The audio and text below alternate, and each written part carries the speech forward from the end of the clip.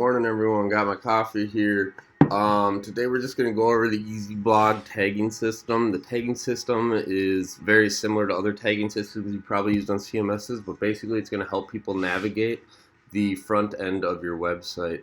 So if you go here to Components, EasyBlog, Tags, it'll navigate you right here to this page. It's basically, you can see all the tags from the front end of our website here on the back end. But basically, a lot of things in our market: gadgets, Microsoft, Facebook, e-commerce, websites. I mean, these are all keywords that would be very relevant to our industry. So if you look here, we actually have several hundred, and this is a great way to navigate. What it's going to say here is basically how many posts you have this on and if it's published or not. Now in this case, we can go into one. You'll see that the URL, you have your alias, and you can publish it, unpublish it, or select a language if you want. Now just to quickly check out these tags on the front end of the EasyBlog, let's go down here to our web design blog.